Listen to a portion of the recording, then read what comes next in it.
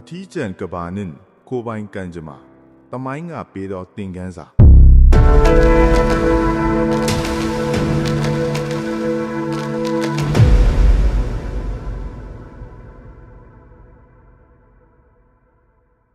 လွန်ခဲ့တဲ့နှစ်ပေါင်းများစွာကဂျာမနီရဲ့အမှောင်ထုထဲမှာလူပေါင်း17တန်းကျော်ရဲ့အသက်တွေဟာတိတ်တဆိတ်ပျောက်ကွယ်သွားခဲ့ရပါတယ်။ဂျူးလူမျိုး6တန်းတင်မကဘူး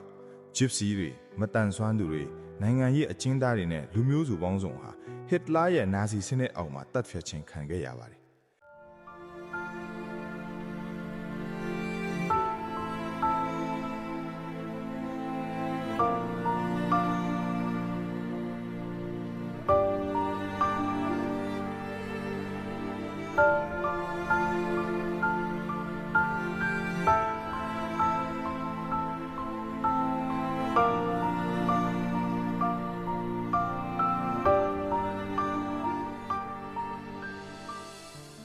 ကဘာကြီးကဒါကိုသိခဲ့ပါတယ်။ဒါပေမဲ့သူတို့အားလုံးဟာကိုယ်အရေးမဟုတ်တယ်လို့မျိုးကိုမိသားစုမဟုတ်တယ်လို့မျိုးခေါင်းလဲမကြည့်ခဲ့ကြဘူး။အော်ဟစ်အကူအညီတောင်းနေတဲ့အတန်တွေကိုကဘာခေါင်းဆောင်တွေကနားပိတ်ထားခဲ့ကြတယ်။ငါတို့နဲ့မဆိုင်ဘူးဆိုတဲ့အေးဆက်တဲ့စကလုံးတွေအောက်မှာတန်းလက်ချီတဲ့အသက်တွေဟာသွေးအိုင်နဲ့လဲကျခဲ့ရပါတယ်။ဒီတမန်ကကျွန်တော်တို့ကိုသင်ပေးလိုက်တာတစ်ခုရှိပါတယ်။အဲ့ဒါကတော့ကို့အိမ်တကားဝကိုမီးမရောက်မချင်းဘသူမှလာညှိ့ပေးမှာမဟုတ်ဘူးဆိုတဲ့အမှန်တရားပါလေ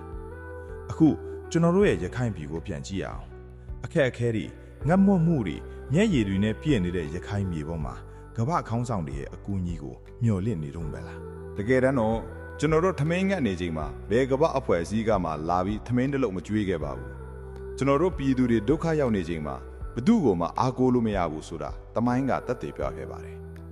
ကျွန်တော်တို့ကိုကူညီမှာကကျွန်တော်တို့ရဲ့ပြည်သူတွေပဲရှိပါတယ်ကျွန်တော်တို့ရဲ့မိသားစုတွေပဲရှိပါတယ်သူတို့အတွက်တော့ဒါဟာသတင်းတစ်ပုဒ်ခက်ပေမဲ့ကျွန်တော်တို့အတွက်တော့ဒါဟာဘဝပါကို့အချင်းချင်းရိုင်းပင်းကြမှာကို့ပြည်သူအချင်းချင်းလက်တွဲကြမှာပဲဒီအခက်အခဲတွေကိုကျော်လွှားနိုင်မှာပါဘယ်ကမ္ဘာကောင်းဆောင်ကမှကျွန်တော်တို့အတွက်မြင့်ရည်တစ်စက်မကြပေးပါဘူးမြန်မာနိုင်ငံရဲ့လက်ရှိအခြေအနေမှာလည်းအာဏာရှင်ကိုဖြုတ်ချဖို့ကမ္ဘာအကူအညီကိုမျှော်နေလို့မရတော့ပါဘူးကမ္ဘာကကူမှငါတို့လွတ်မြောက်မယ်ဆိုတဲ့အတွေးကိုဖျောက်ရပါမယ်တကယ်တမ်းဒီအာဏာရှင်ကိုဖြုတ်ချနိုင်မှာက